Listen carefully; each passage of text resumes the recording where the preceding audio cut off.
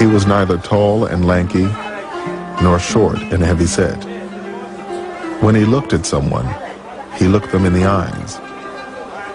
He was the most generous-hearted of men, the most truthful of them in speech, the most mild-tempered of them, and the noblest of them in lineage.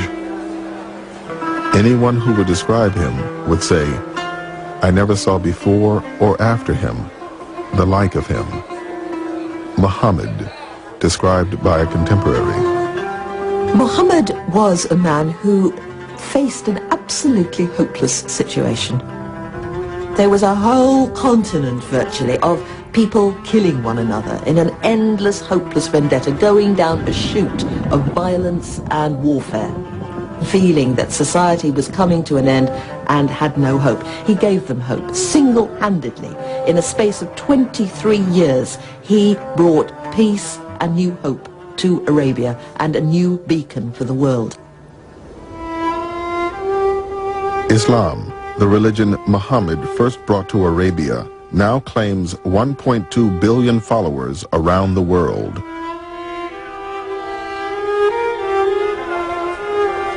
There are an estimated 7 million Muslims in America, where it is the country's fastest growing religion and the most diverse. Like America itself, the Muslims in this country come from all over the world. They have a common bond, not only in their religious faith and in their mosques, but in this story of Muhammad. They all look to it. This is the source of how to behave, of how to be a constructive citizen, of how to be a good parent, of how to be a good child, of how to seek knowledge and truth. These are values that are expressed most clearly for Muslims in the story of Muhammad. In the Quran, Allah says that Muhammad is the best example of behavior for you. And that's what he is, the guide for the way we deal with each other, and when we're in a position of authority, how we attempt to implement justice and law. Prophet Muhammad, he asked the question to people around him, do you love your Creator? Serve your fellow man first. What does that tell you? It tells you, forget about all this intellectual, yeah, I love God and this and that.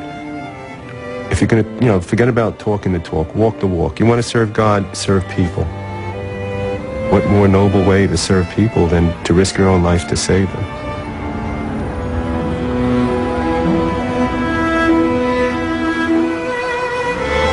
September 11th has changed the whole world, and it has also put the Muslim community in the spotlight. How about the dove installation? Muslims have a lot of hostility being hurled at them. But this is also a time of transformation. Many people are very eager to understand Islam and want to know who is the Prophet, what is the Quran, who are the Muslims, how do they live? Through the stories about Prophet Muhammad, we were able to make connections, and all of a sudden you would feel that you could relate to things that happened 1,500 years ago, and that the issues weren't old-fashioned, they were universal. And that's what he's taught me. This is the story Muslims have passed down from generation to generation for 1,400 years. A story about the merchant, husband, father, statesman, and warrior whom they consider the final prophet. The man whose legacy continues to shape their lives today.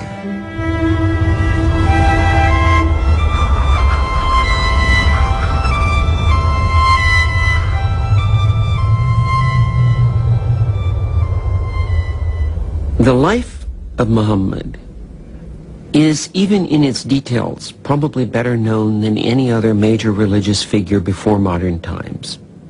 His followers made careful efforts to record memories that they had of things that he had said and things that he had done. Many of these traditions may have been made up later on, but at the core, there seems to me to be little reason to doubt that there is a picture and a portrait of a living man.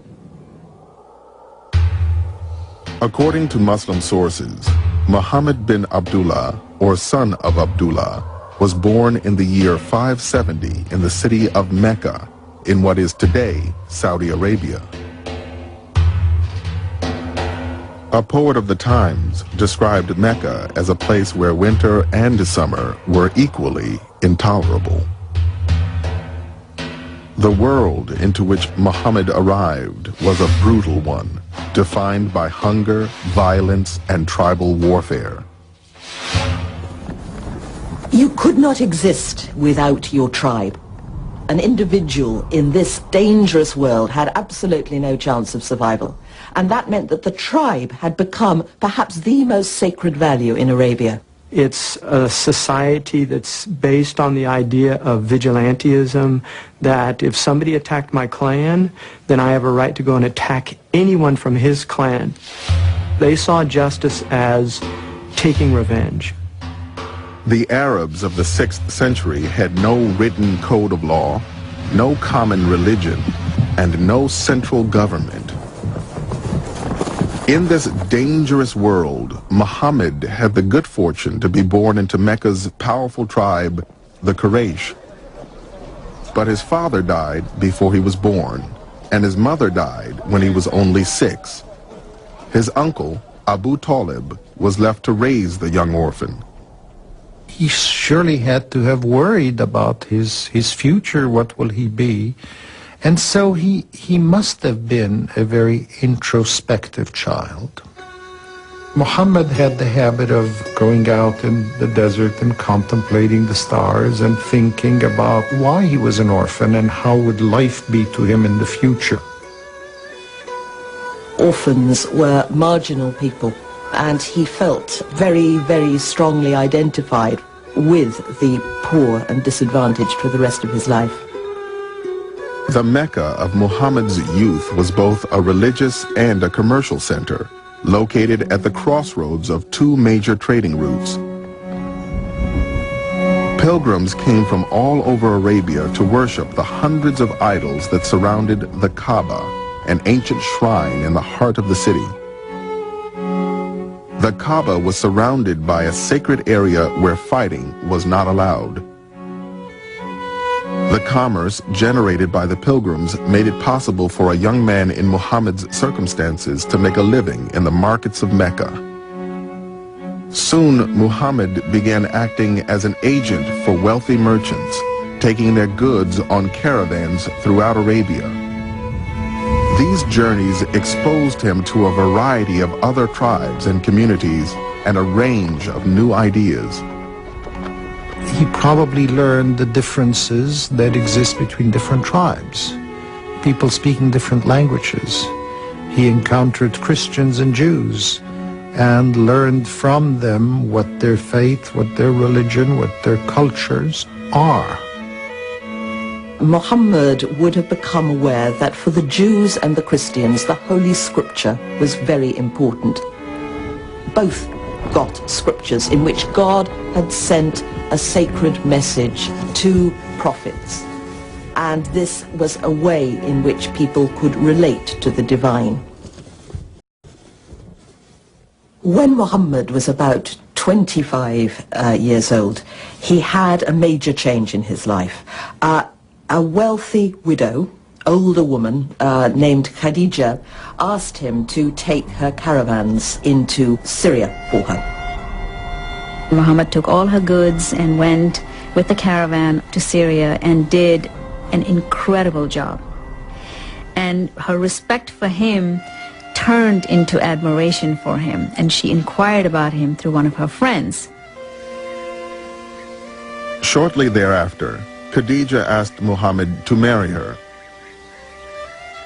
"I like you because of our relationship," she said, "and your high reputation among your people, your trustworthiness, good character, and truthfulness."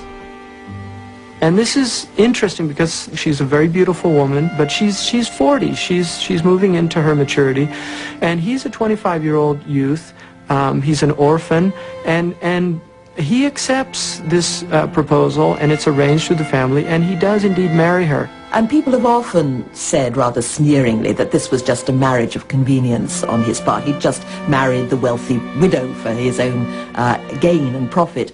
But there's no doubt in my mind that he deeply, deeply loved Khadija. Over the course of their marriage, Khadija and Muhammad had 4 daughters and 2 sons who died as infants. He was a family man and a successful and respected merchant. But as Muhammad approached his own 40th birthday, he was becoming increasingly restless and troubled by the problems of Meccan society. Within a few generations, they had gone from this kind of brutal existence in the Arabian steppes to becoming financiers, bankers, businessmen, merchants with a lot of money. And this was great, of course, and people were delighted, but it was a very disturbing time because the market economy demanded, as we know only too well in the West, a strong competitive streak. People no longer felt that they had to take care of the poor and the needy and the weaker members of Quraysh any longer. They had to make as much money as they possibly could. They had a marvelous society, they had a trading town, they were booming, they were doing business, they were living like an affluent society. And when you have an affluent society, the tendency is to become hedonistic, to look at, what are the pleasures of life? Muhammad would often retreat to the mountains outside Mecca to meditate. It was on one such retreat in the year 610 that Muhammad had an experience that would transform history. The Prophet used to retire from time to time into a hill called Jabal al-Nur, the mountain of light.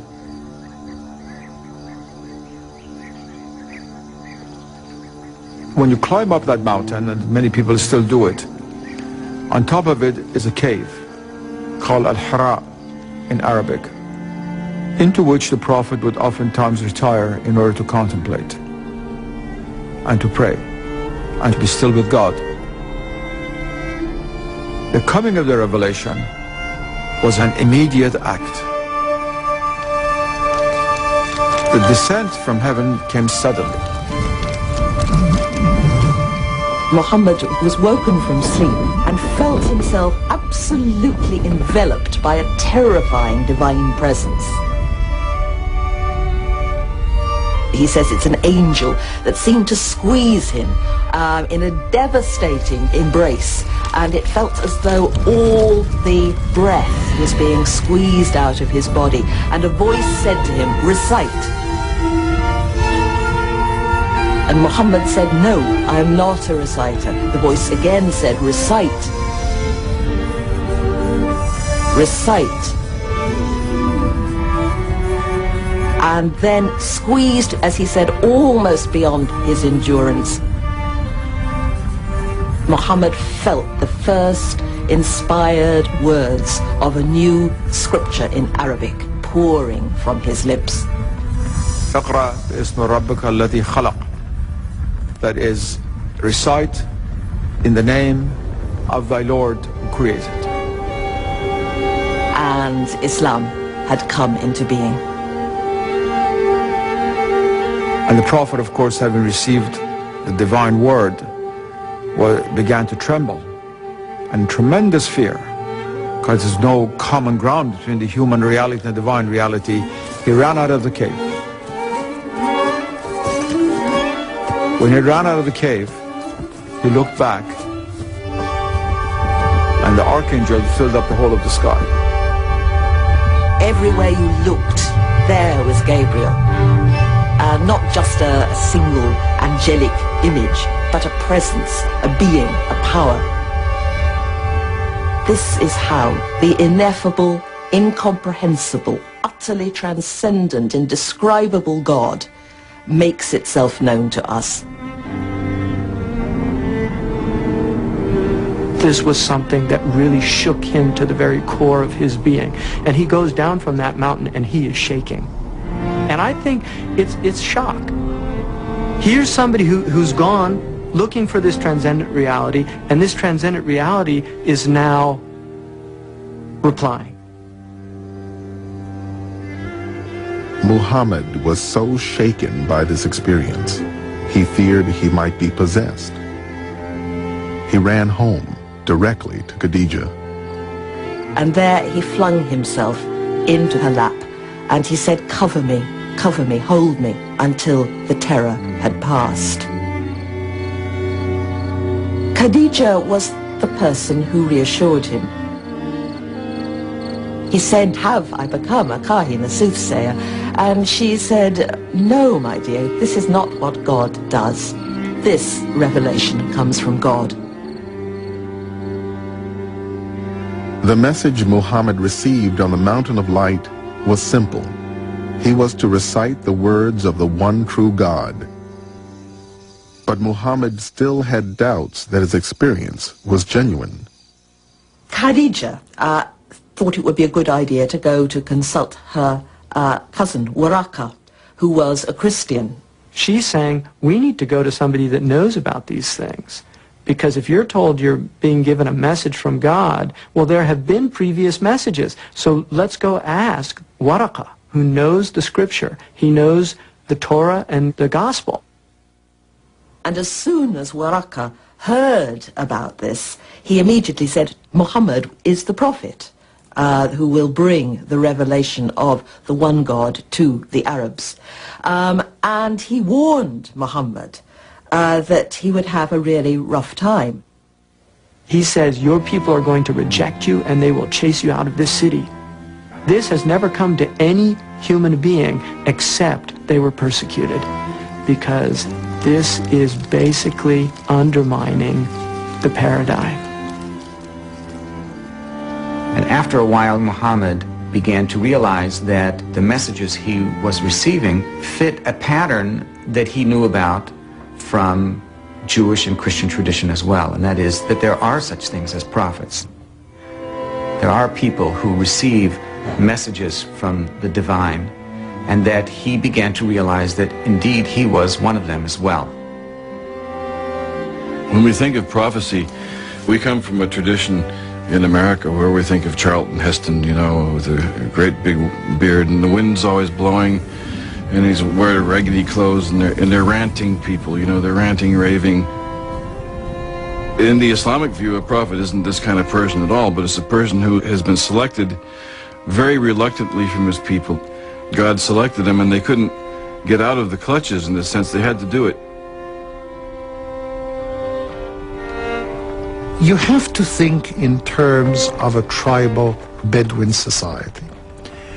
What is the worst thing that could happen to somebody? It is not death. It is shame. And so I'm sure that in his own mind, the idea of being shamed was probably very important. And think of the double loss of face. You know, he's going to lose face, he's going to be shamed in front of his people, and he's going to be shamed in front of Allah who gave him that message. One of the drawing features to me as a non-Muslim who came from just a very diverse background was his humility and his humanness. Kevin James is a supervising fire marshal in Brooklyn, New York, who converted to Islam as a young man. I felt a kinship to him also personally, and there's probably about 1 billion Muslims who would say the same thing personal, this personal kinship that they feel with him. He grew up an orphan. Now, I'm not an orphan. I have 2 parents, but my position in society, I've always felt separate. America is a racial nation, and either you're black, you're white, you're Italian, you're Jewish, you're this and that. So coming from a mixed background, I felt like kind of in limbo. My father is Native American and African American, and my mother is Jewish. They were very a-religious, I would say, to the point of being atheist or agnostic. I recall as a child, we get a dreidel on Hanukkah, that we had a menorah in the house, and we also had a Christmas tree and exchanged presents. So I just never really identified with any religion, but what was always emphasized was discussion and dialogue and seeking for the truth. So I went through a period of trial and error searching, and I stumbled, I guess I almost literally stumbled on Islam. What appealed to me was the universality of the message. Any religion that gives a code of righteous, ethical conduct and respect and gratitude and obedience to one being is Islam.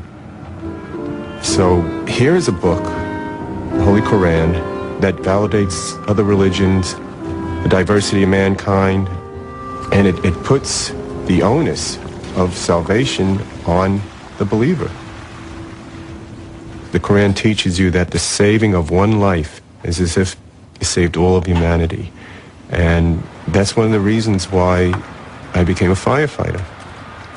What more noble calling than that, to save a person's life, to save people, to save their property? There's another fire in the back. There's been a couple fires here. Okay, yeah, so show me what you have. From being a firefighter, I became a fire marshal. That's an arson investigator. How long has this been vacant? That's another form of prevention, of saving lives. Well, I guess there's no doubt what caused this.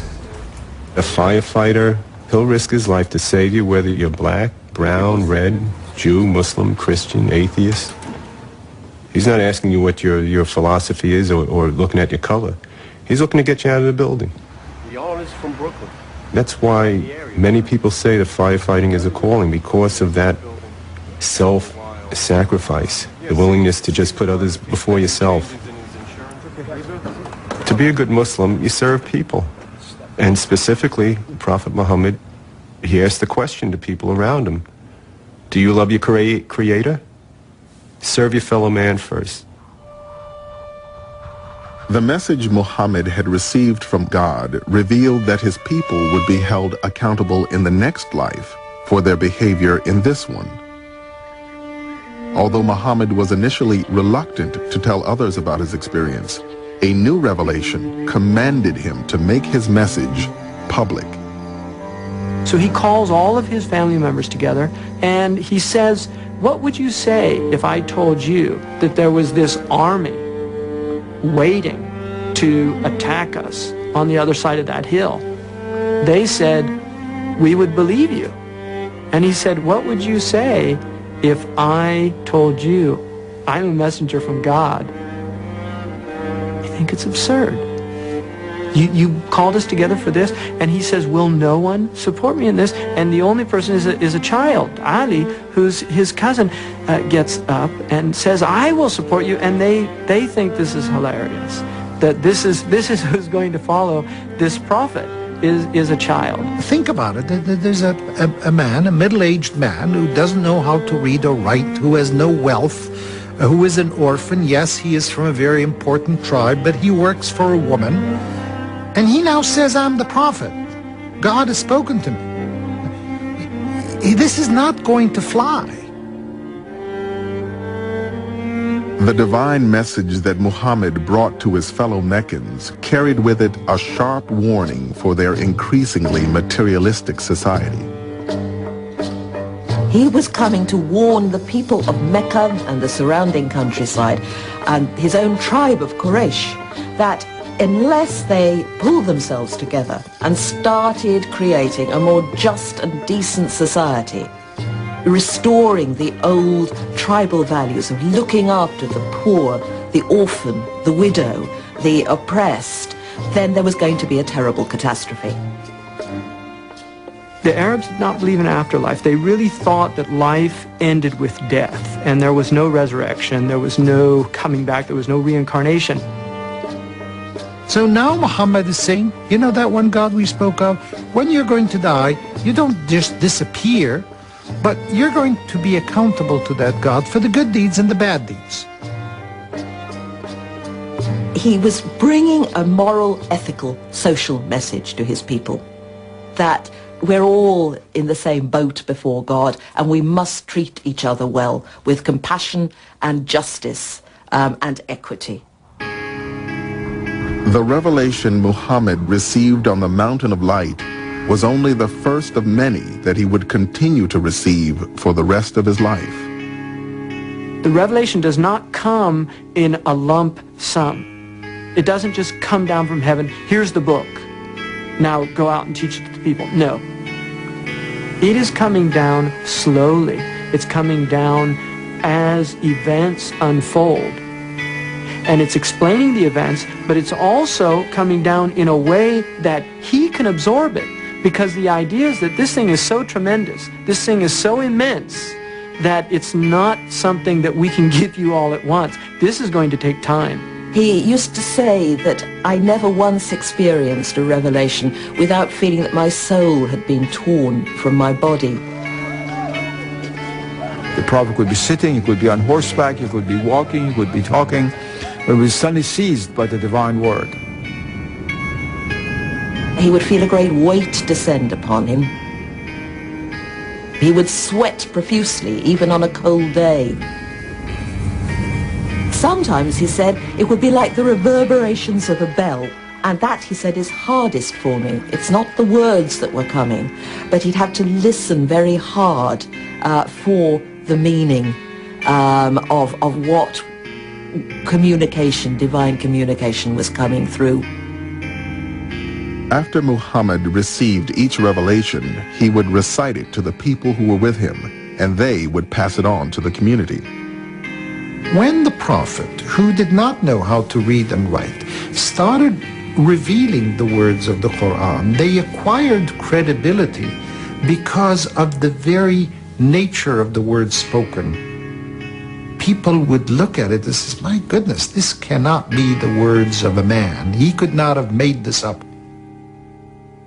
بسم الله الرحمن الرحيم يا أيها الذين آمنوا اتقوا الله حق تقاته ولا تموتن إلا وأنتم مسلمون واعتصموا بحبل الله جميعا ولا تفرقوا واذكروا نعمة الله عليكم.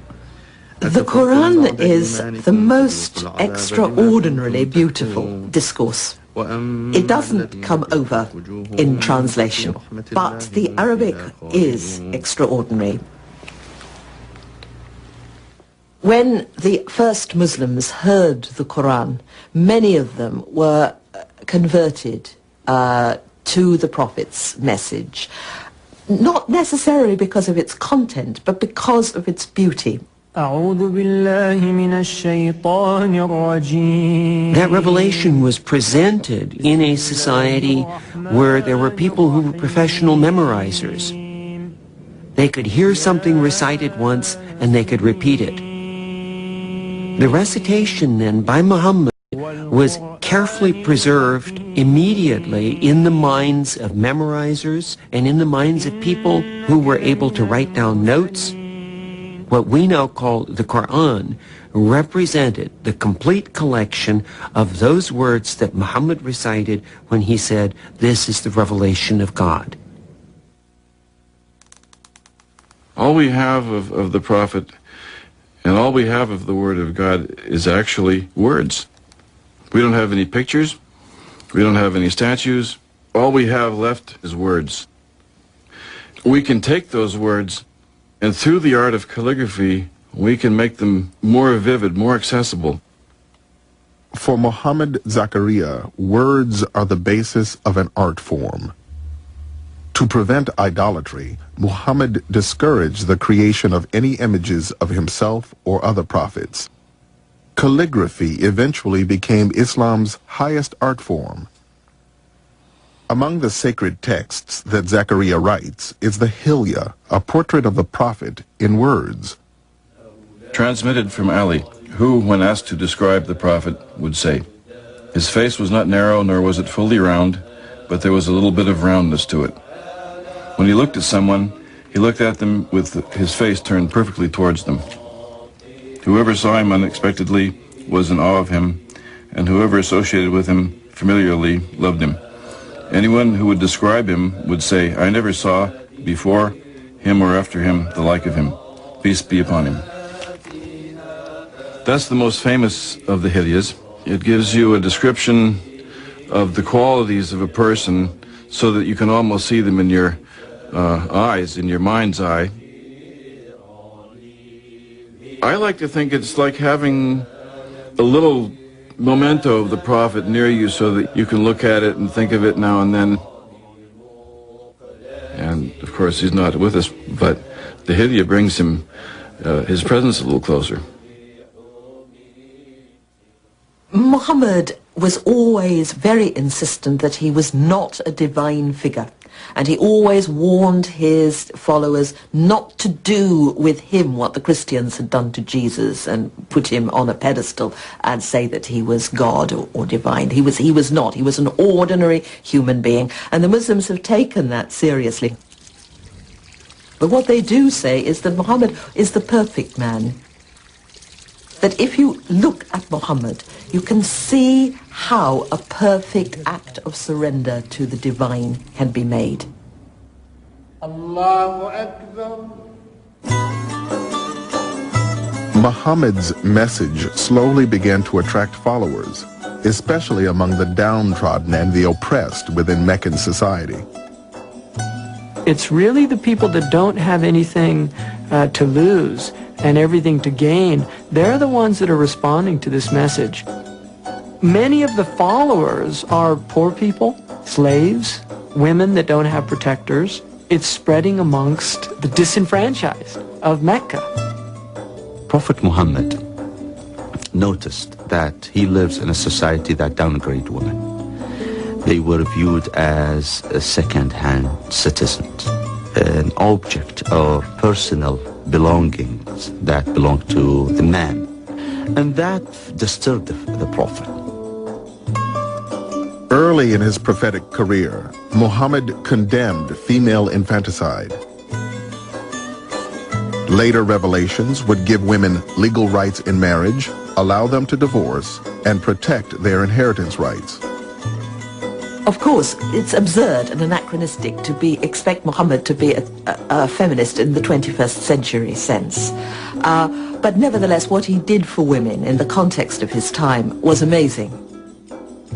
Although most women were second-class citizens in pre-Islamic Arabia, Muhammad's own wife, Khadija, was wealthy and powerful.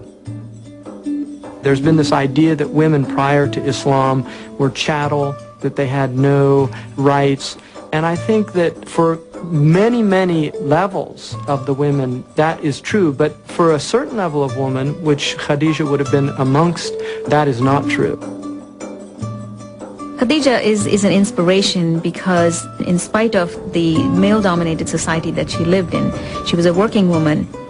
And so there are some parallels for modern women to learn from her example.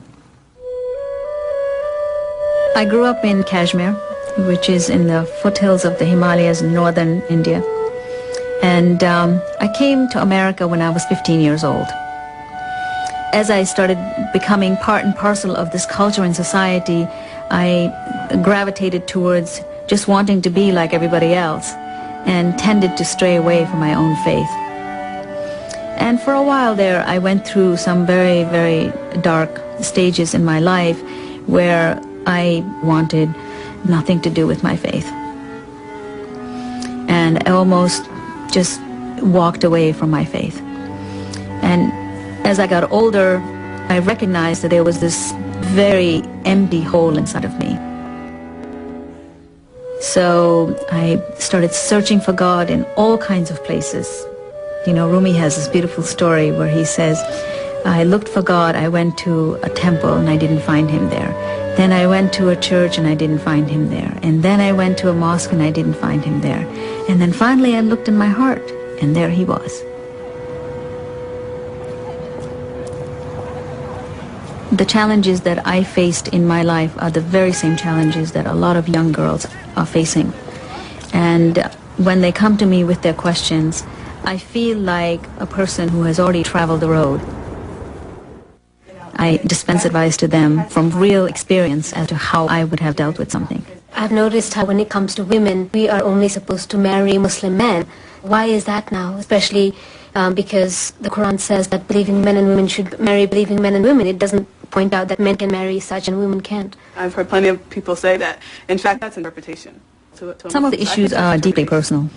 Issues with gender relations, like dating and marriage. And other issues have to do with certain Islamic law and how to reconcile with some of those things. I want to change with her. See, hers is prettier. And these are all sticky wickets, as we say. The fact that I've walked the walk helps a little bit for me to dispense advice to these people. Allahu Akbar, Allahu Akbar, La ilaha illallah.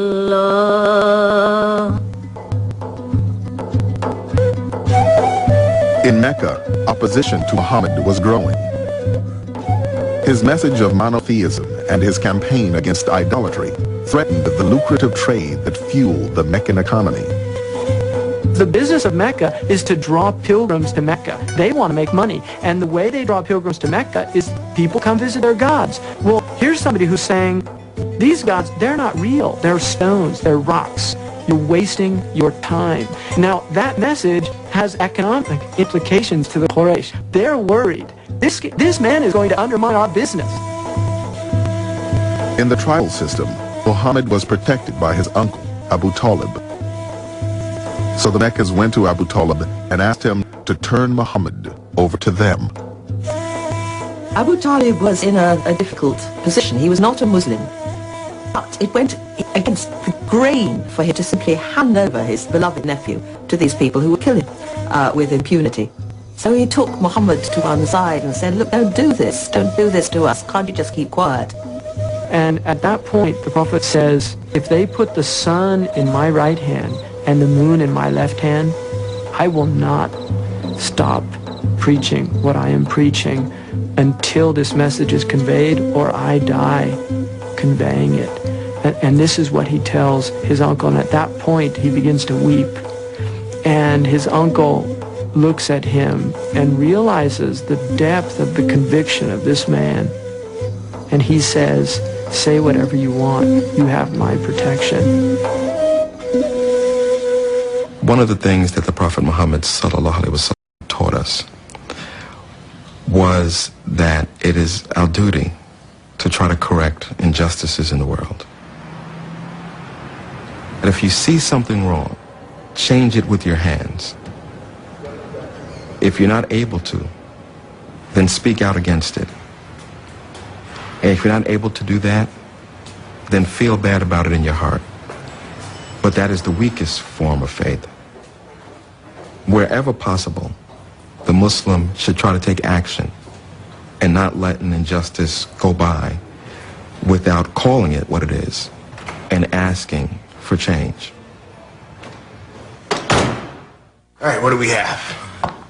Books prepared for the week. Dealing with change is part of Jamil Johnson's job.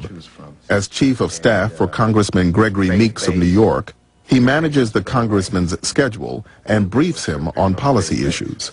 The biggest problem with the bill is that there's the issue of discrimination using federal funds. Because it's not like a private grant. You're telling me that you recommend a no vote. I'm recommending a no vote. As we said in the beginning, I'm going to give you the technical part and what I think the issue is. You take care of the politics. What else we have? My goal is not necessarily to simply seek votes or campaign money or to be accepted as a part of the game. As Muslims, we must seek justice. So what I try to do is educate. In many cases, the best thing that you're able to do with that kind of education is decrease prejudice and increase understanding. If I practice my Islam on the job and do that without trying to interfere with anyone else's practices, whether they be religious or otherwise, then I make it easier for the next Muslim that comes on board. Especially also if I do a good job, because then some of the prejudice, some misunderstanding goes away. One of the narrations. Johnson coordinates the Friday prayer service, or Jummah, on Capitol Hill. It's grown since we started it. Used to be sometimes 3, 5, 10 of us. Now there can be up to 40, 50 people. We're busting out of the room that we're in. It's kind of a re-energizing, kind of refilling our fuel tank with faith again for the rest of the week. The image of the messenger gives us an example of somebody who was extremely successful as a head of state. Nevertheless, he never had to compromise his integrity.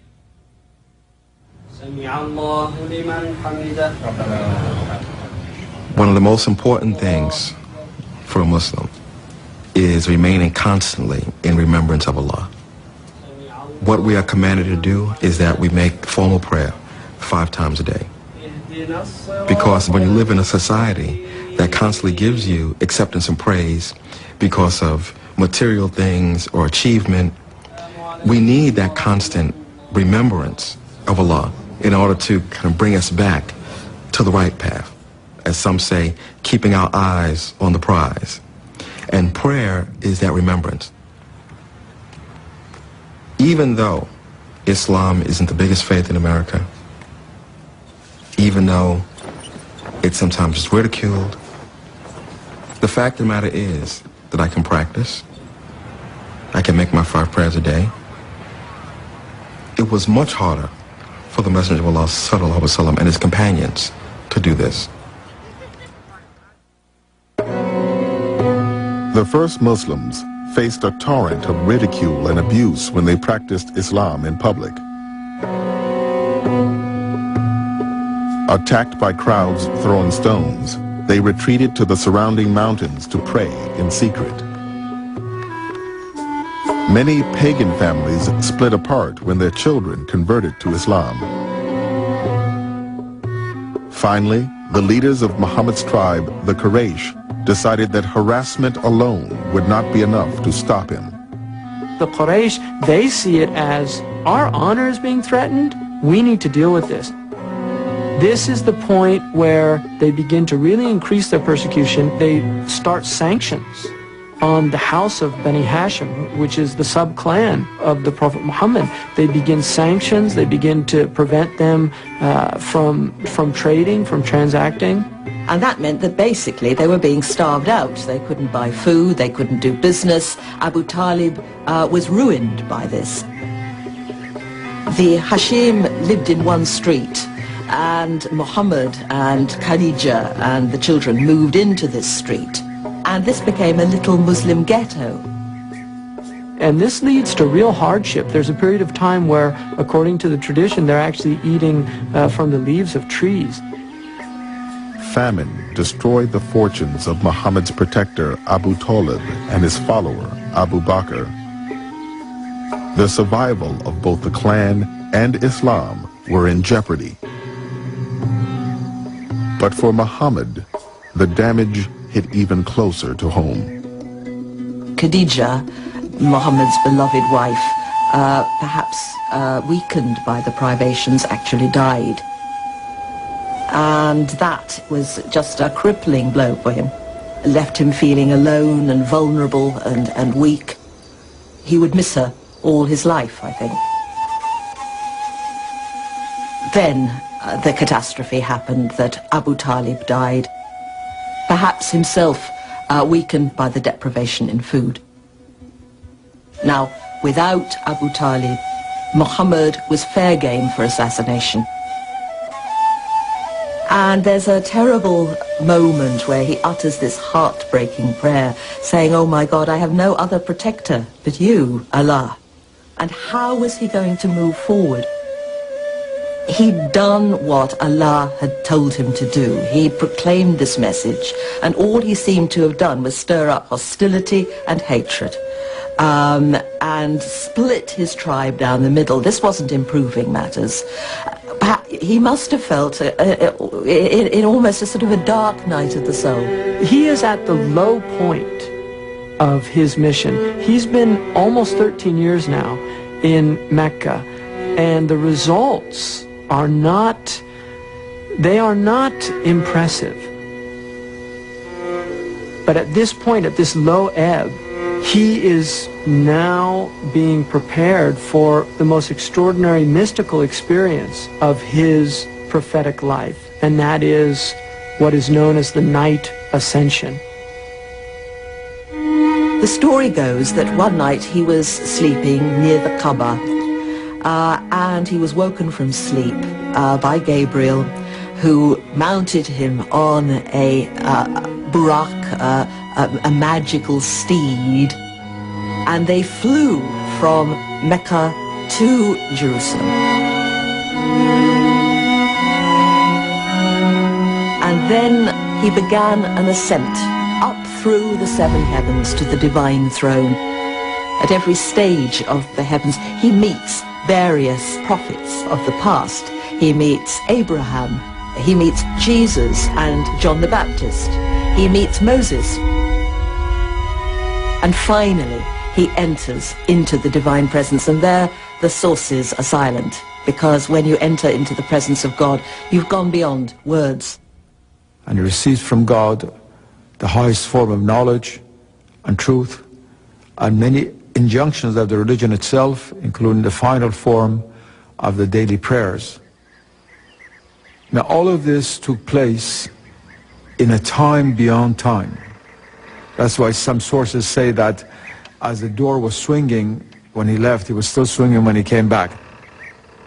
For later Muslims, this also meant that the departure point, that is, Jerusalem, the Dome of the Rock, became also important. Muslims say that there are three holy cities in Islam: Mecca, and Medina, the city of the Prophet, and Jerusalem.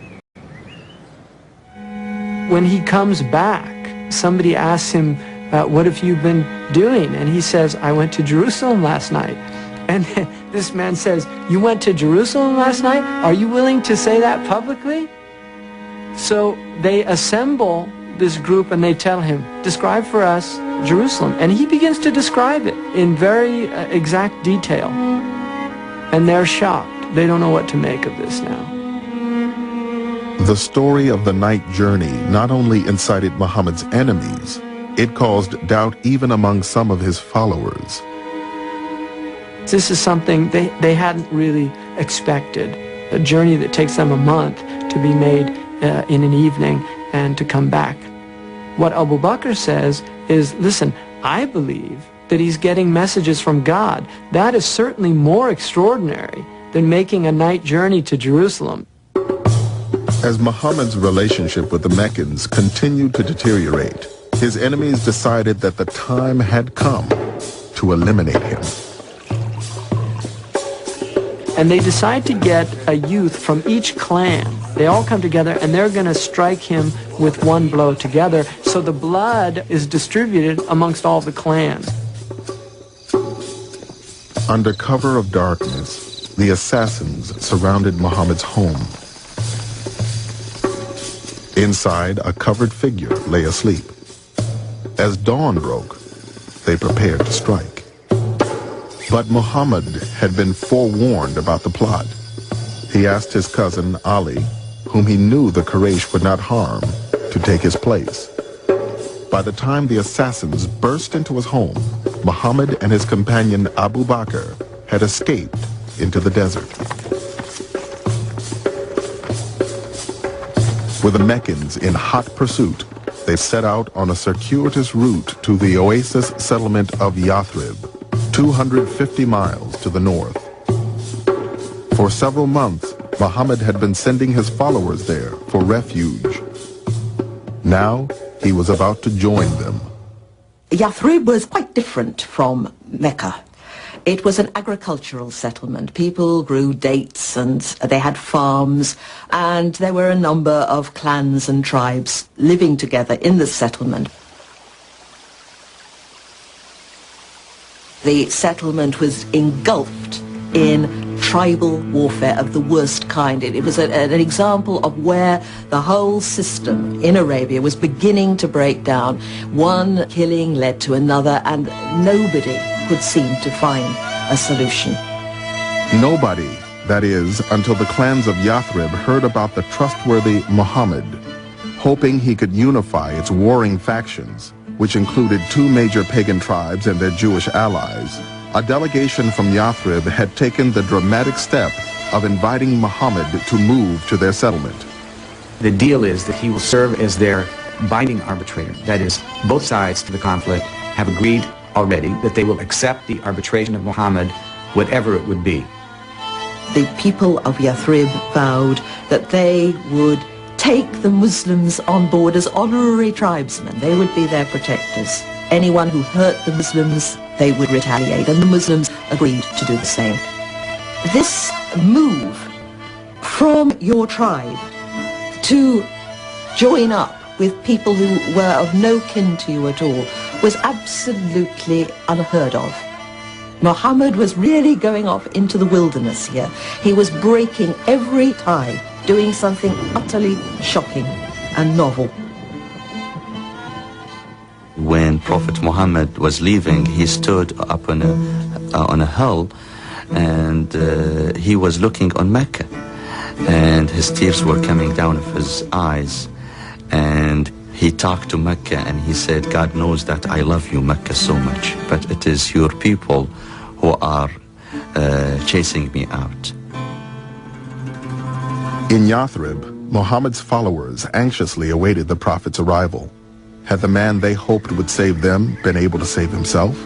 Had the Meccans captured or even killed him? When Muhammad finally reached the outskirts of the city, his relieved followers rushed to greet him with a song Muslims around the world still sing 1,400 years later.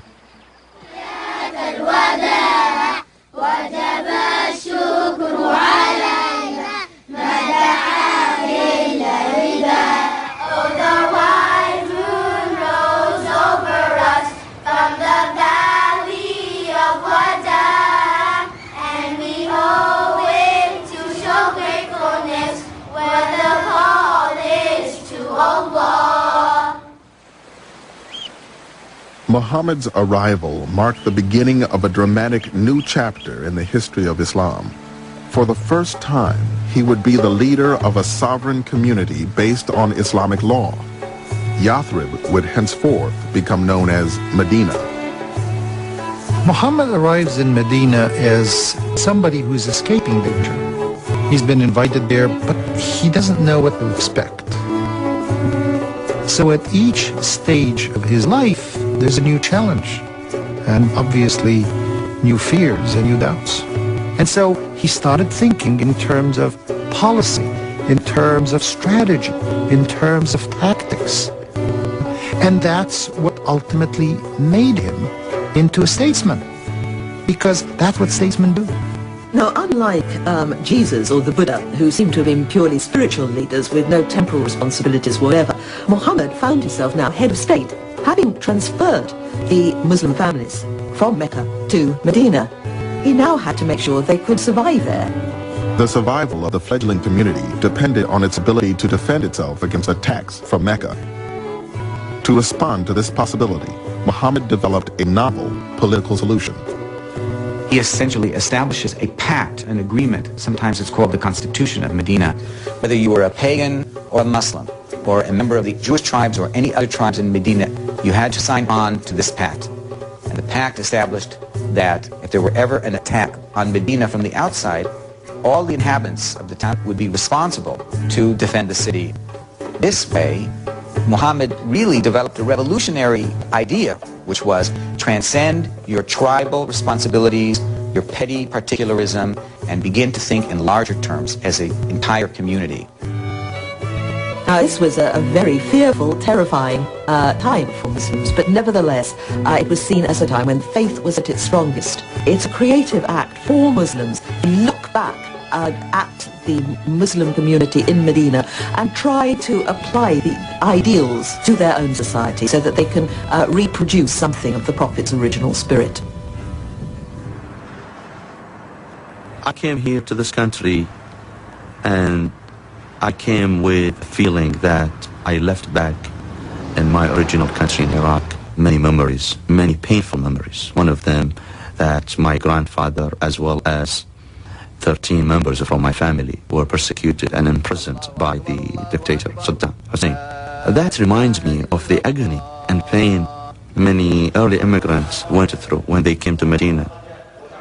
Like many other Muslims who have fled persecution in their native countries, Imam Hassan Qazwini was drawn to America by the promise of religious freedom and economic opportunity.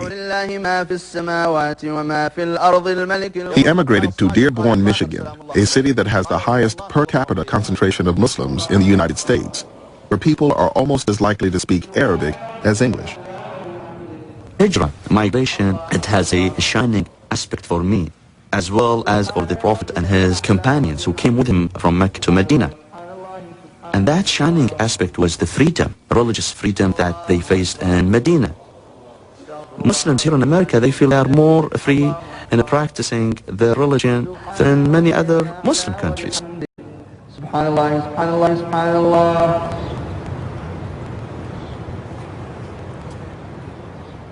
In many ways, this whole immigration process from Mecca to Medina very much parallels what's happened in my own city here in Dearborn, in our own backyard. And I see it play out in the hospital where I work.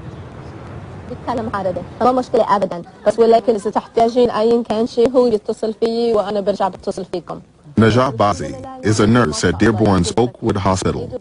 She conducts training sessions to help bridge the gap of understanding between the hospital staff and their Muslim patients, many of whom are immigrants. They know you're all nurses, and I know that you're in this profession just as I am to serve, to do a good job. But it's real easy for us to get caught up in our own baggage. We're all human, and we all have a certain set of preconceived notions, just as you walked through the door and you saw me for the first time, just as you might have seen Hadia. In the sensitivity training, inevitably, they know very little about the faith of Islam.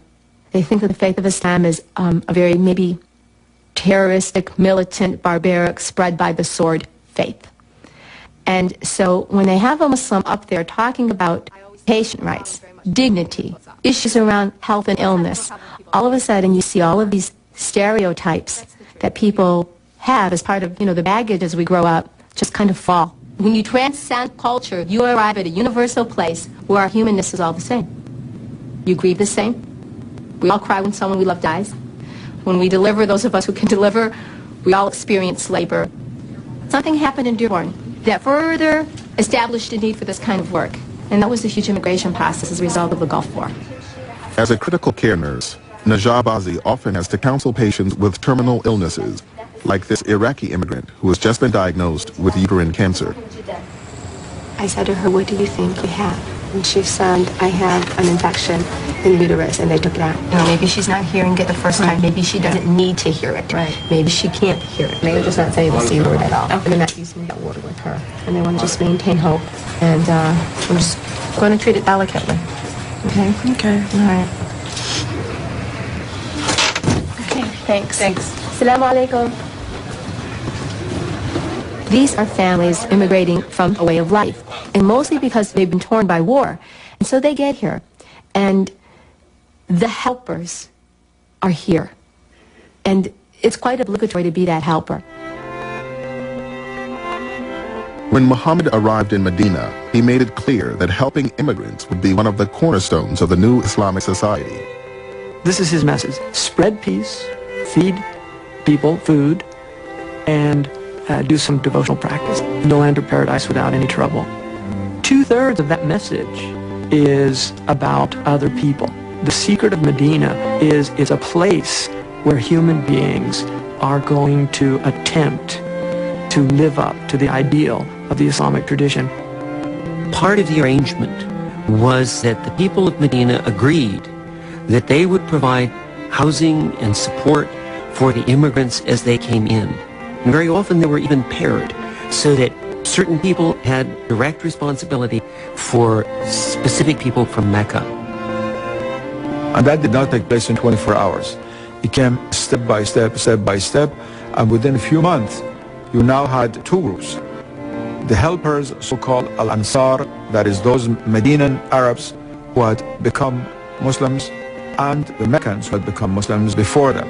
And in this way, for the first time, you created the Islamic Ummah, that is the Islamic people, that bond which transcends all other bonds. He said to these people, these are now your neighbors. These are your brothers and sisters. He establishes that sense of humanity, that ummah. We are all connected to one another. We are all responsible for one another. A couple of you guys will carry to my car.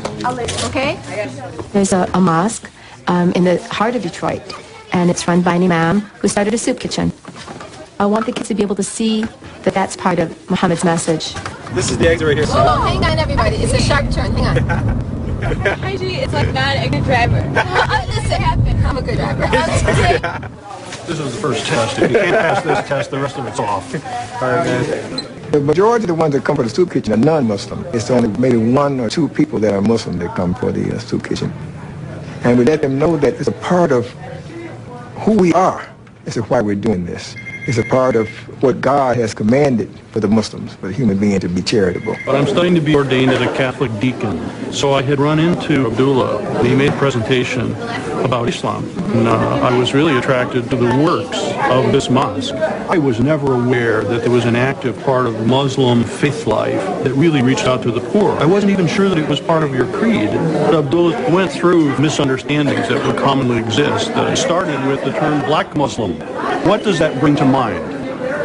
And, you know, honestly, it brought to mind certain things that would make you fearful. Certain kinds of maybe aggressive behavior, nationalistic kinds of thinking, as if we're going to carve ourselves off from the others and have no fellowship. He said, if I tell you what the stereotypes are that I have of Catholics, when you listen to them, you'll say, oh, those are extreme examples. Those are not what we are about.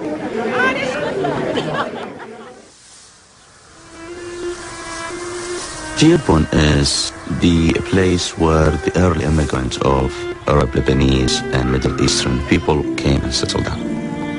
This country embraced them and opened its door for them.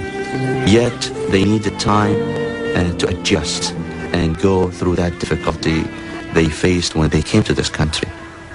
It's 2 different societies, 2 different cultures. Najah and Ali Bazi are raising their family in the suburbs of Dearborn. Their children are 3rd-generation American Muslims. We're trying to combine the best of both worlds and give our kids family values that our parents teach and realize that they live in land in the United States which has many opportunities for our kids to prosper in.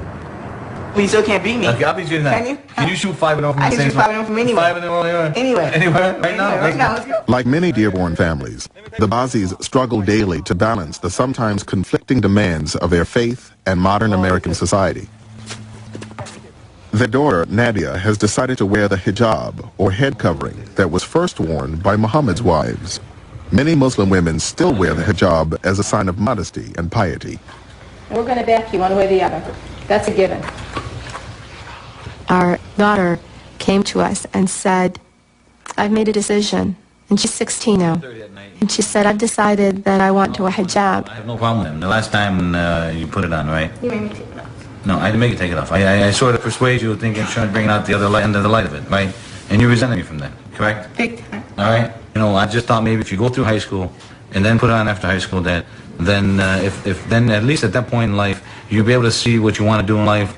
And that, because you understand something, you never know where you're going to be and where you're going to go in life. I mean, it's sure this hijab is accepted in our community here, and you may be doing well. You end up being a doctor, lawyer, whatever, you'll be doing very well for yourself. Look what just happened to you when you went down to Tennessee. I mean, here you had driving a bus, and the state police trooper wanted to stop over a whole bus full of people because they see hijabs.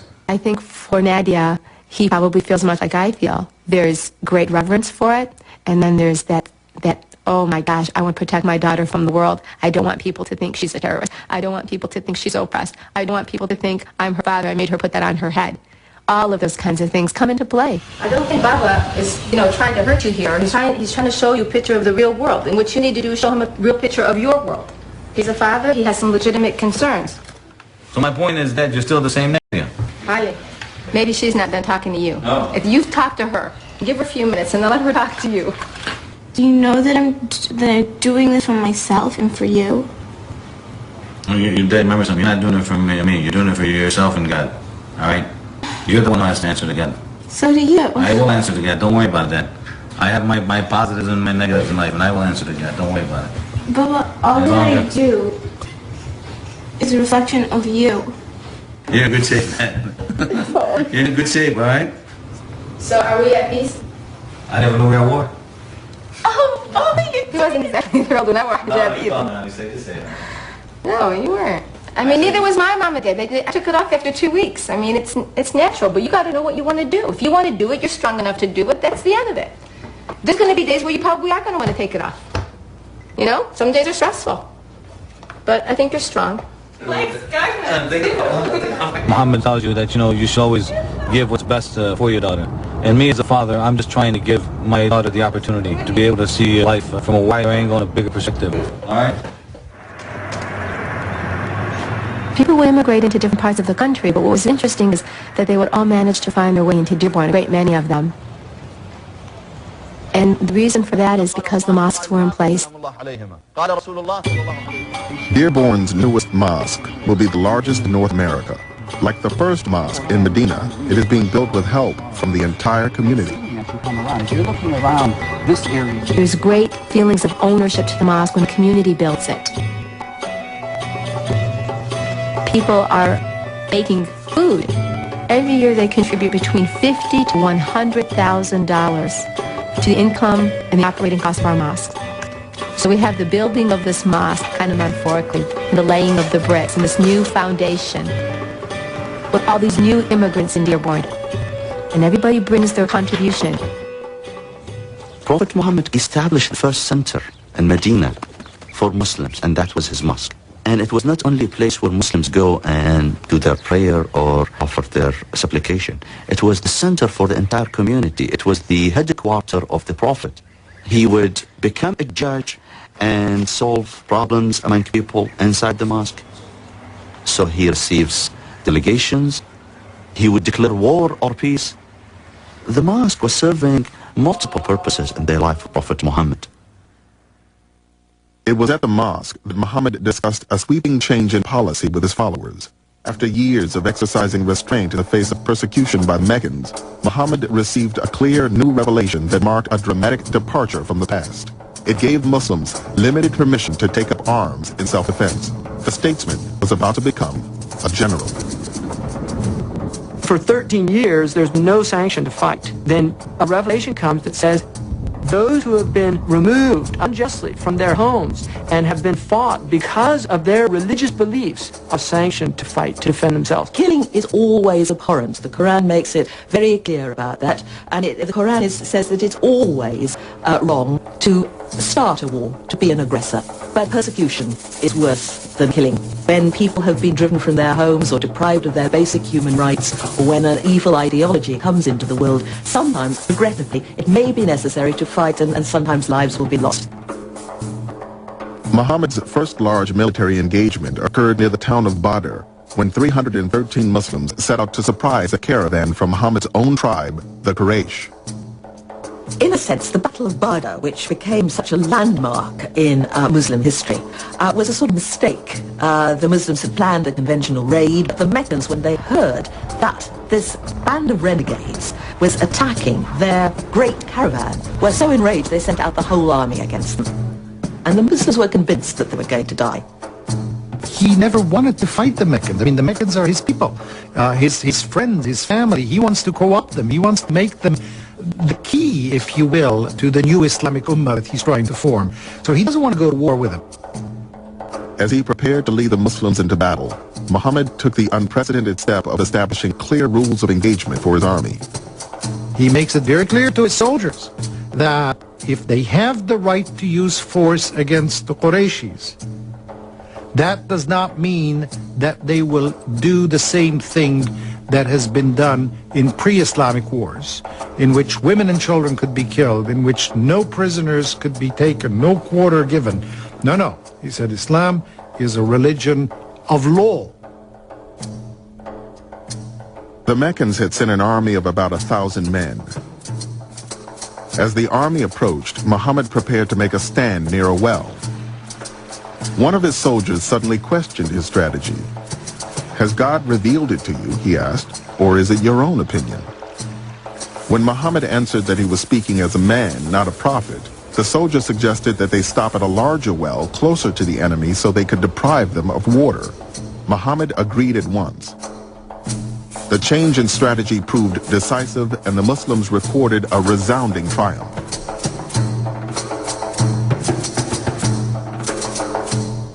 It was a victory that stunned the Muslims. It seemed like a complete reversal, like a miracle, almost a sort of revelation of God in history. A furqan, they called it, something that separated the just from the unjust. After the battle, Muhammad received a revelation claiming the victory for God. The Muslims felt that angels had been fighting alongside them. The victory reaffirmed their belief that God was on their side and raised Muhammad's status higher still. But his followers also knew that the Meccans would seek violent retribution. A year later, an army of 3,000 Meccans returned to face 1,000 Muslims in the Battle of Uhud. The resulting rout left the future of Islam in mortal peril. It was a horrible battle, and the corpses of the Muslims were mutilated by the Meccans, and the Meccan women, as was their wont, came out onto the battlefield and danced around the corpses. Many of Muhammad's soldiers lost their lives in the battle, including a rabbi who had honored the Medina Pact by fighting alongside Muhammad.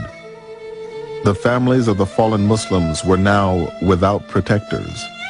Then, Muhammad received a new revelation, allowing Muslim men to safeguard these women and children by taking as many as 4 wives, but only if they could treat them equally. That in itself, in the context of Arabia, was a bit of a restriction because a man could have unlimited number of wives. The context of the permission to polygamy is to say who is going to look after these women. And it was an act of faith, not an act of lust, that inspired men to take more wives. So it would be wrong to think of the Prophet as basking decadently in a garden of sensual delights with his harem. His harem was very much a matter of state, and sometimes his wives were rather a mixed blessing. Although Muhammad was monogamous during Khadija's life, after her death, he eventually married a number of women, including one of the Uhud widows, Salama.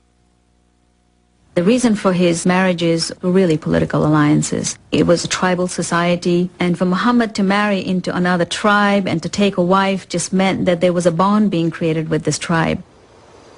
Among Muhammad's wives were the daughters of his 2 closest allies, Abu Bakr and Omar.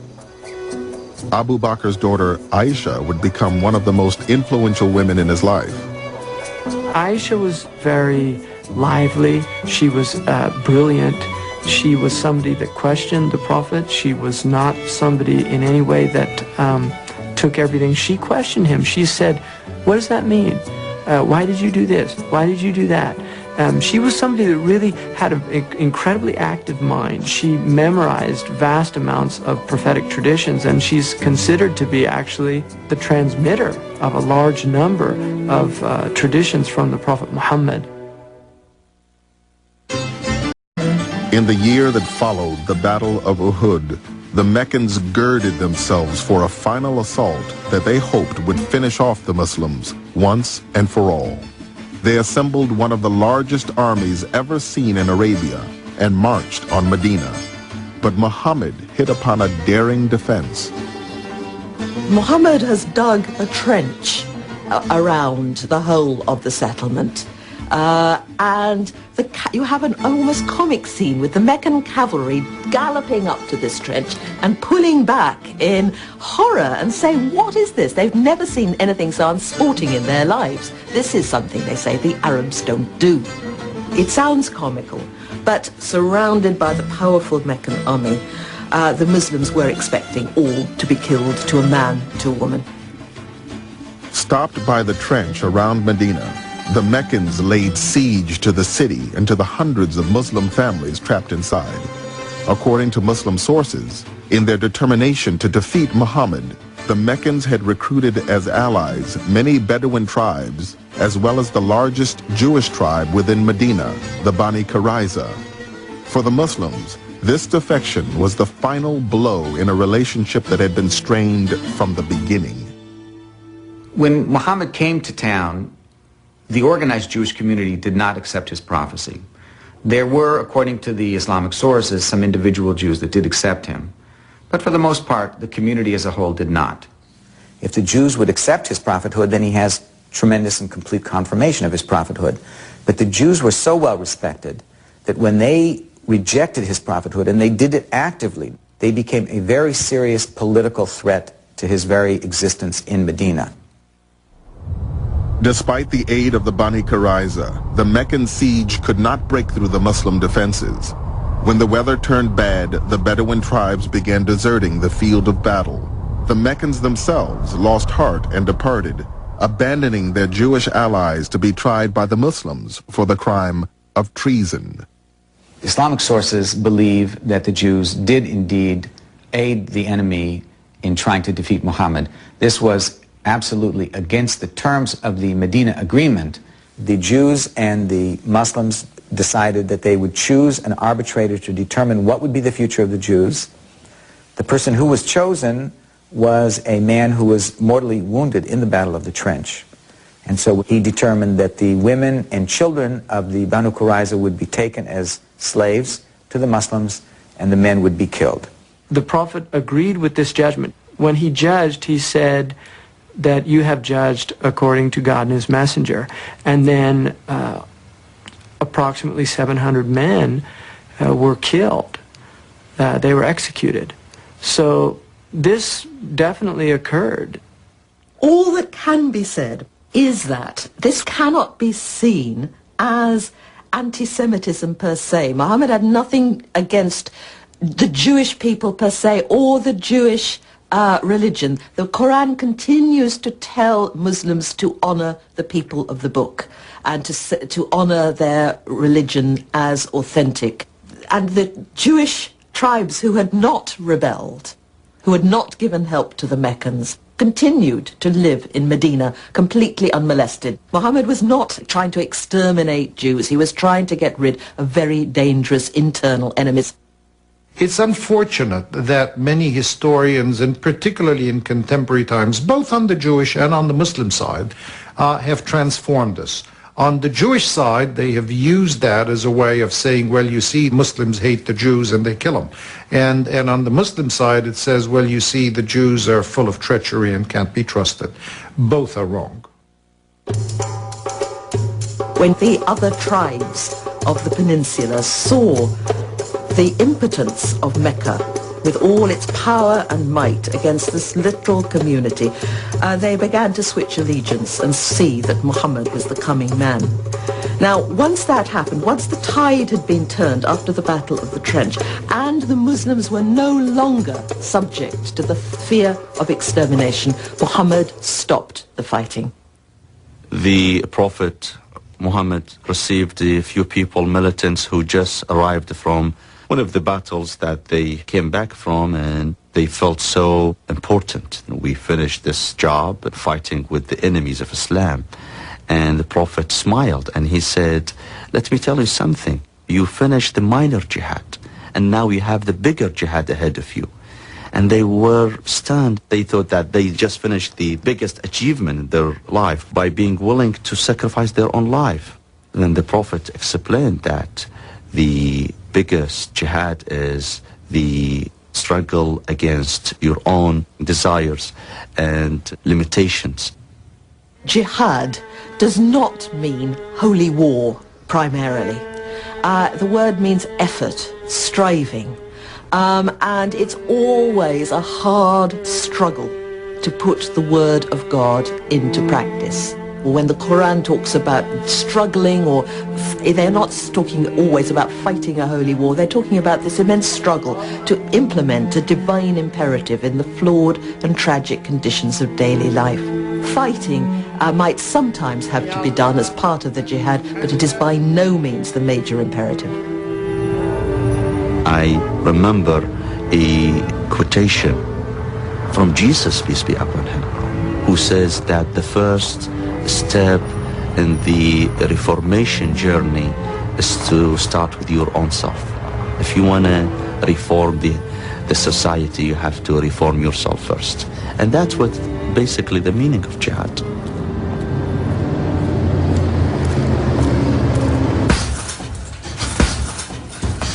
The Prophet put that emphasis on the inner development, jihad, the constant struggle with yourself to improve yourself and perfect your intent, that you do things only for the sake of God. The most excellent jihad, holy struggle, is the struggle to control your ego, the self. For a long time I was deathly afraid of speaking in public, giving speeches. And I saw that, and well, this is my jihad. I've got to overcome this fear. If I'm going to help people, it's going to be necessary for me to talk in public, to be able just to speak out. Going back to 1987, I become active as far as writing articles for papers to have fire-safe cigarette legislation enacted. Cigarettes are the largest cause of fire fatalities in the nation. So I began writing, and because of my position, I could speak from the authority as a firefighter and now a supervising fire marshal. Going back to, if you save one life, it's like you saved all humanity. Well, I feel I was part of an effort to save thousands of lives each year because of this legislation that we passed in New York State.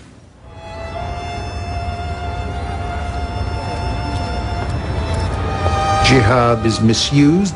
There is absolutely nothing in Islam that justifies the claim of Osama bin Laden, Al-Qaeda, or other similar groups to kill innocent civilians. That is unequivocally a crime under Islamic law. Acts of terror violence that have occurred in the name of Islam are not only wrong, they are contrary to Islam. September 11th, I hooked up with 2 other fire marshals. We found a place to park near the bridge, about several inches of soot. If it had been white and colder out, you would have sworn it was snow. We came over to Brooklyn Bridge. It was just like something out of a movie. It was very quiet, you know, that muffled sound that you have during a blizzard, you know, you can't hear your feet hitting around. It's just very muffled, very quiet. So we put on our turnout gear. We started heading over there, and it's just, I think I could speak for all of it. We were just all in a state of shock and disbelief. I just felt, oh, you know, in the back of my head, please don't be Muslims doing this.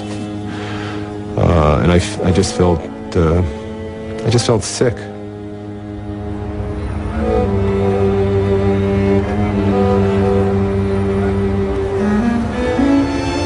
We could see this fragment of the World Trade Center sticking up almost like a lopsided crown.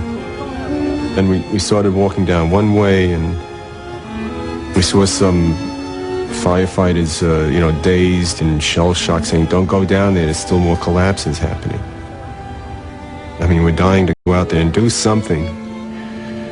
And, you know, we're figuring that some of the brothers, or even anyone, you know, people could still be alive, trapped under the rubble. But it was frustrating, but, I mean, you have to understand that they don't want to lose more people on top of the people who are lost already. This is just, I mean, it's just out-and-out madness what they did. The Prophet himself, because of the circumstances, engaged in battle, in warfare, but he had a certain code of conduct that he followed.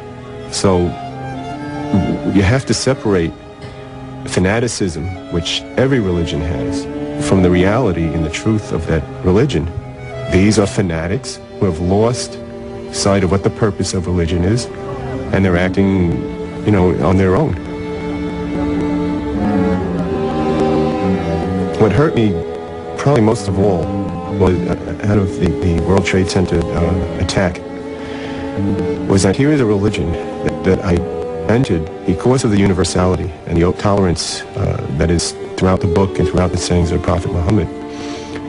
Yet these people who did that and were behind it and planned it were just so intolerant and so disregarding of their own tenets that they could do something so horrific and kill people in such a horrible manner.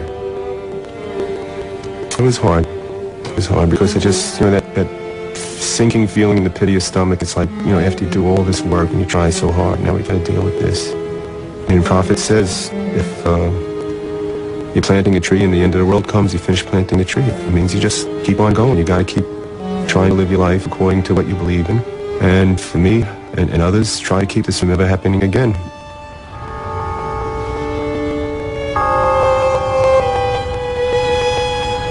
September 11th underscored the need to have dialogue with non-Muslims and other faiths to understand each other and to try to resolve these hot spots that fester and cause this type of hatred.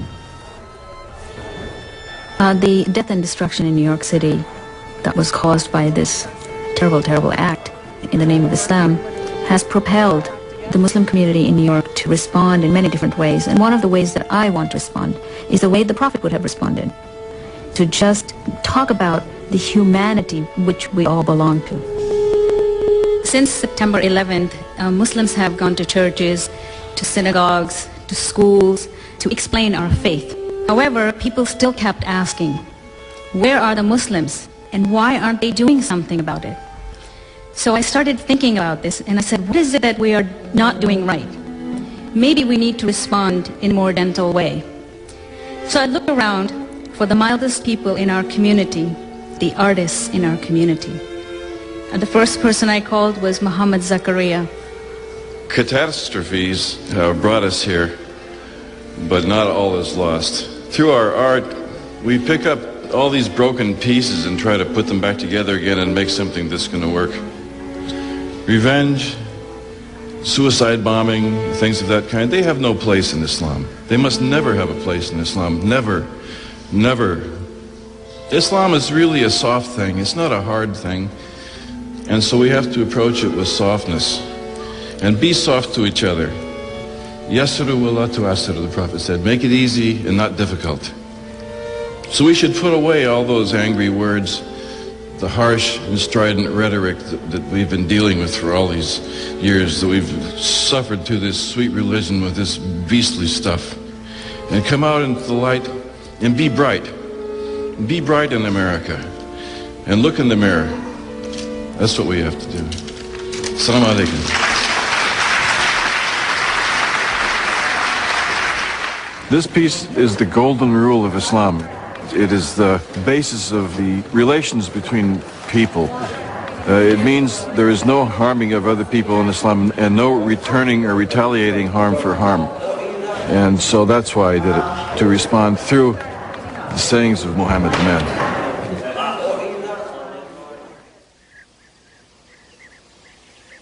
By the year 628, the battles that had occupied the Muslims for the preceding 4 years had come to an end. Once the Muslims were no longer fearing the threat of total extermination.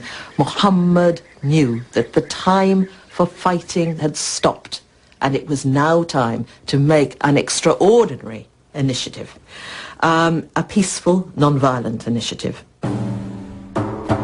He astonished the whole Muslim community and the whole community of Yathrib by announcing that he was going to go on the Hajj pilgrimage. Dangerous as it was and enormously risky as it was, about 1,000 Muslims volunteered to go with Muhammad. All the rites were fulfilled to the letter. The camels all decked in their special sacrificial garments, the men all in their white garb.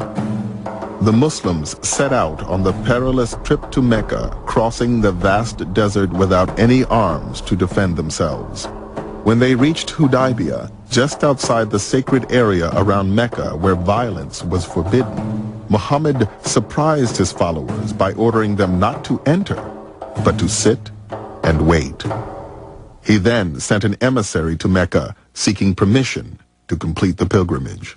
Muhammad knew, of course, that he was putting the people of Mecca into a really impossible position, because if they forbade Arabs to enter the city and perform the rites at the Kaaba, they would be abusing their position as guardians of the holy places. The Meccans themselves did not know what to do. When the emissary did not return quickly, the Muslims feared the worst. But Muhammad's gambit paid off. The Meccans offered to negotiate a treaty. With tensions running high, Muhammad began dictating its first line by stating his own name. Ali was taking down the notes with the Meccan negotiator at his side, and when Muhammad began saying, the Prophet of God, the Meccan said, I don't believe you're the Prophet of God. I can't sign to that. So he said, fine, Muhammad, son of Abdullah. And many of the Muslims felt that this was a major insult. The Muslims sitting round at Hudaybiyah watched this in utter dismay. There was almost a mutiny. 1,000 pilgrims stood refusing to accept this. Muhammad went back into his tent where he had his wife, Salama, and he said to her, what shall I do? And she gave him some excellent advice. Part of the ritual of the Hajj was that you sacrifice a camel. And he went out and he sacrificed one of the camels, and somehow some kind of necessary tension was released. The ritual sacrifice of an animal traditionally marked the end of the pilgrimage. Grudgingly, the Muslims considered the pilgrimage complete and headed back to Medina. Muhammad had compromised on every major point in the treaty, but he had won the most significant concession. In return for postponing their entry into Mecca for a year, the Muslims had secured 10 years of peace and official recognition as a political entity. Muhammad had proved himself as capable a diplomat as he was a religious leader. There was wisdom in the treaty, because one of the things that was promised to the Muslims was protection as they moved throughout Arabia, that they would not be harmed, that they could move freely. And what was gained most greatly from that was the dawah, the teaching of al-Islam. On the way back to Medina, Muhammad told his companion Omar, I have received a revelation which is dearer to me than anything else beneath the sun. It said, surely we have given you a clear victory.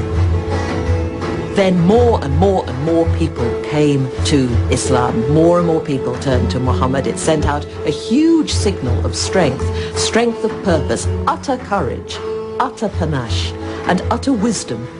That, of course, he could go on to fight. Of course, he could have gone on being the prophet with the sword.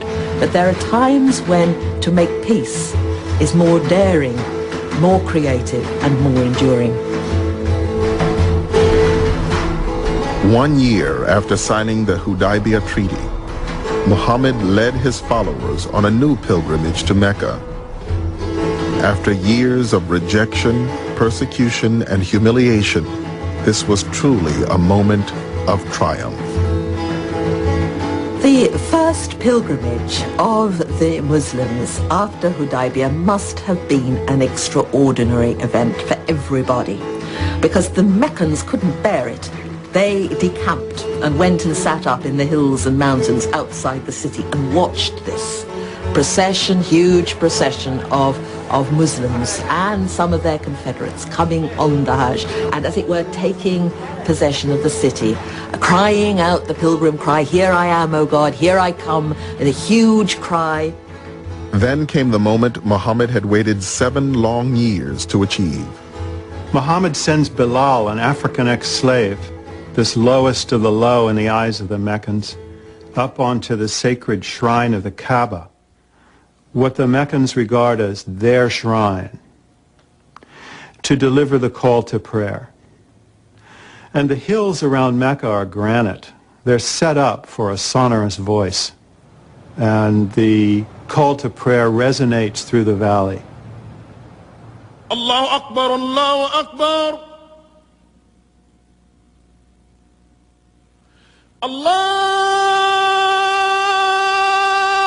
Akbar, Allahu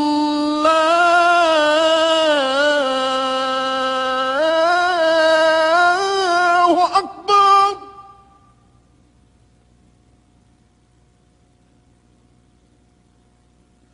أشهد أن لا إله إلا الله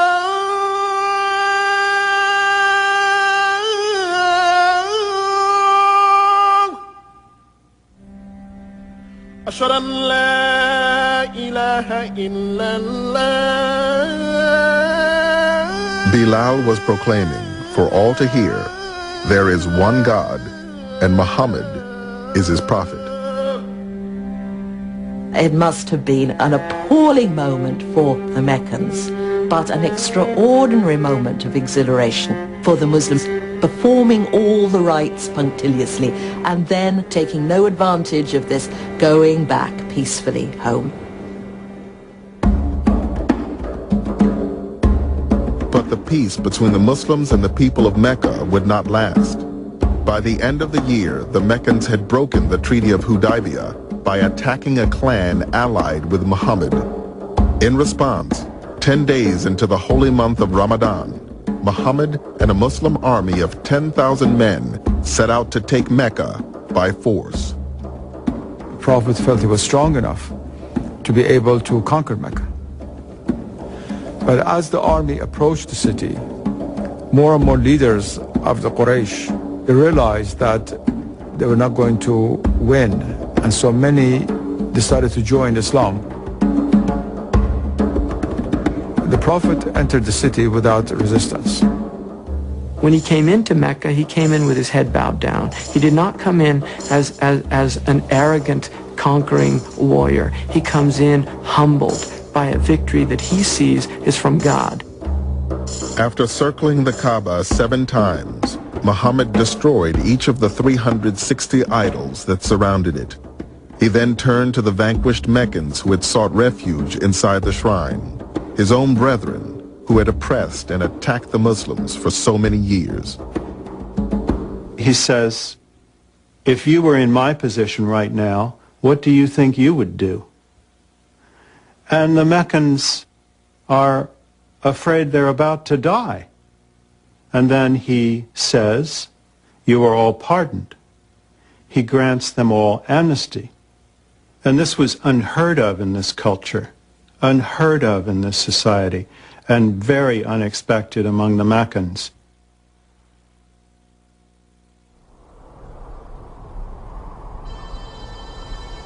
The religion that had begun in ridicule and persecution was now thriving throughout the Arabian Peninsula.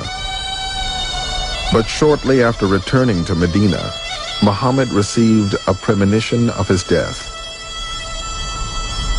He told his daughter, Fatima, that every year during Ramadan, the angel Gabriel recited the Quran to him and asked him to repeat it. This year, Gabriel had asked Muhammad to recite the Quran twice.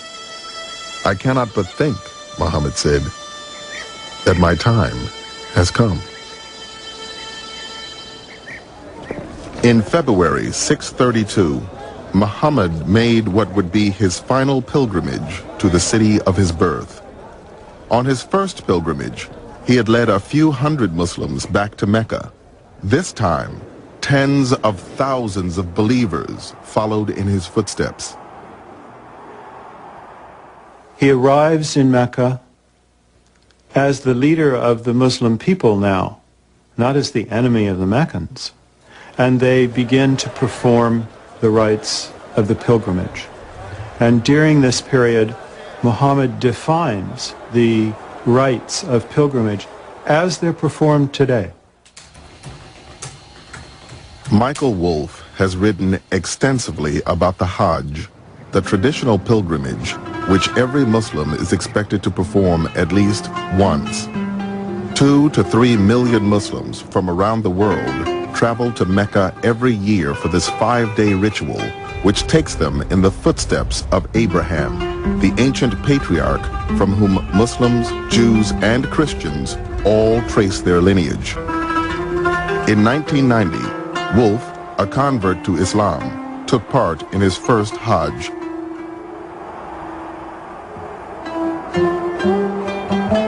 The Hajj was one of the most attractive elements in Islam to me as a non-Muslim and then as a Muslim. When I finally became a Muslim after 20 or more years of thinking it over, the first thing I wanted to do was make the Hajj. When I circled the Kaaba for the first time, I was in a state of wonder. You're there with tens of thousands of people all doing the same thing at once. You're literally putting God at the center of your life for that period of time.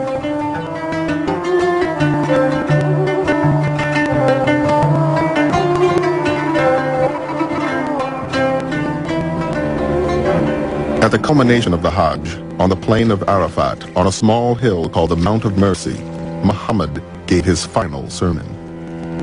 Here's a man who began his mission as this individual in Mecca, persecuted, with almost no followers, and his life is completed with a valley filled with tens of thousands of people that have accepted his message, and there he is preaching to them his final sermon, and in it, in a sense, is a summation of this universal teaching.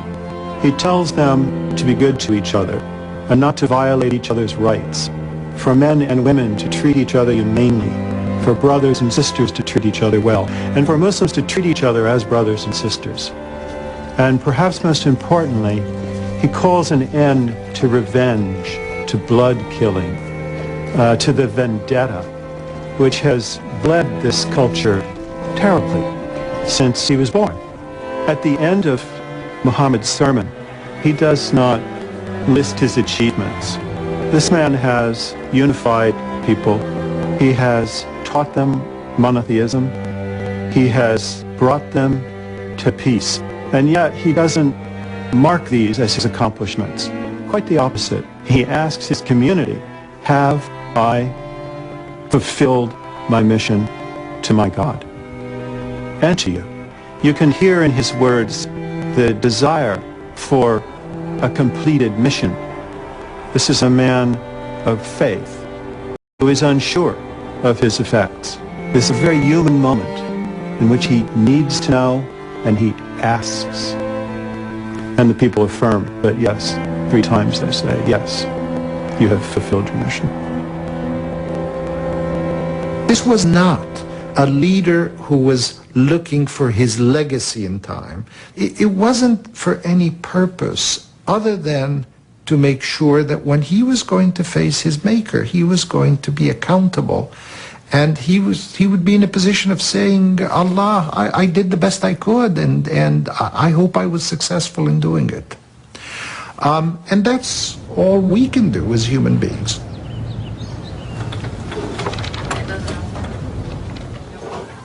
I think that if I were to say that I hope to exemplify any part of Prophet Muhammad's life, it would be the issues around the dignity near the end of life. Shannon, you have for the rest of the day? He's a good friend of mine. And I know he knows my voice. And now I know for sure he knows my voice. Hi. I'm visiting Mr. Hamoud, who is a patient that's terminal.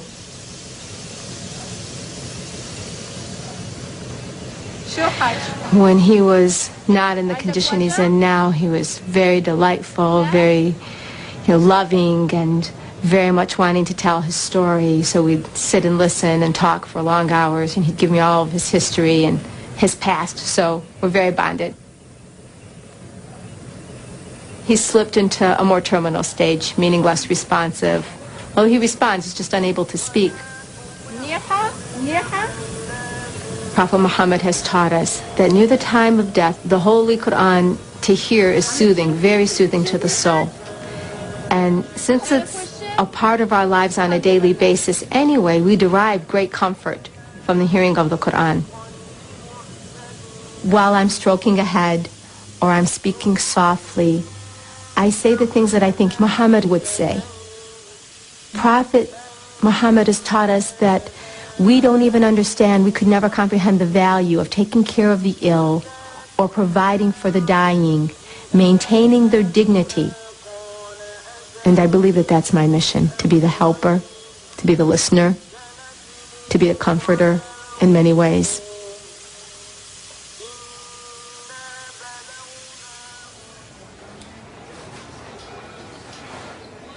Prophet knew that death was coming. He had an indication that he would not be around for much longer. Muhammad had been feeling ill. He'd had some fever.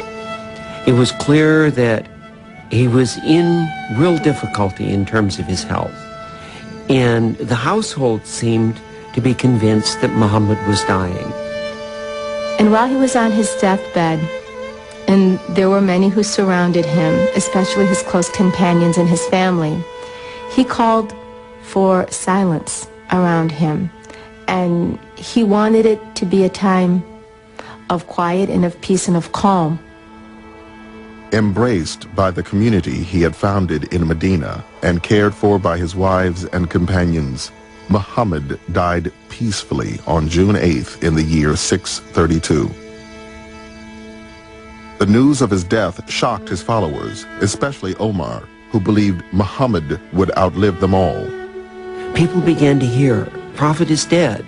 Omar went to the center square and started to say, there are hypocrites and liars who are saying that the Prophet is dead. In the midst of this chaos, Abu Bakr reminded the Muslims of a verse from the Quran that had first been revealed after the Battle of Uhud, when they feared that Muhammad had been killed. Abu Bakr comes into this scene of pandemonium, and he immediately stands up and says, whoever worshipped Muhammad, then know that Muhammad is dead. But whoever worshipped God, know that God lives on and never dies. And so suddenly these people are brought to their senses that indeed that Muhammad is a man, and men are mortal. And this is his legacy. He did everything within his power to prevent himself from being worshipped, because he recognized that that was a danger inherent in religious tradition, that the object of worship becomes the messenger and not the one sending the message.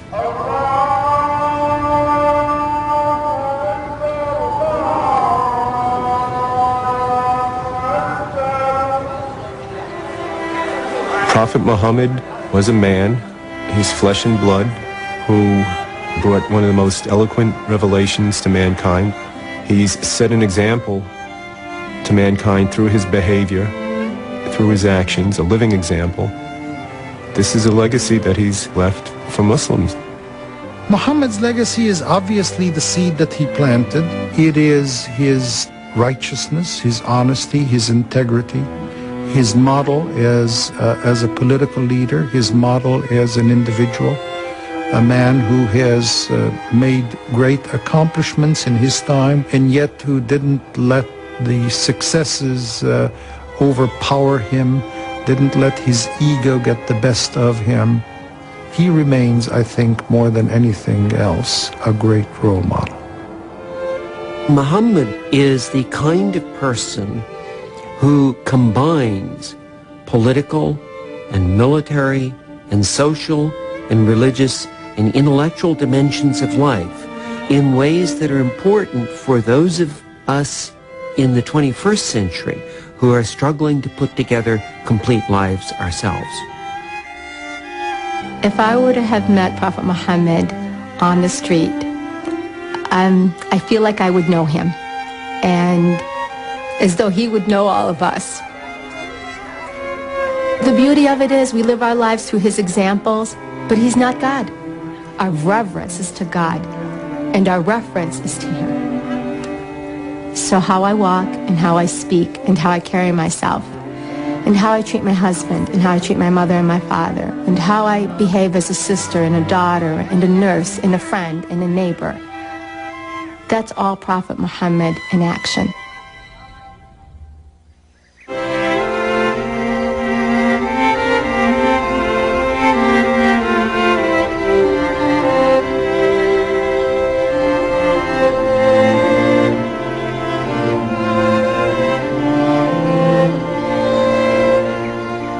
There's more about Muhammad and his legacy on PBS Online. Experience a virtual pilgrimage to Mecca, read essays by people from the program, and much more. Visit PBS online at pbs.org.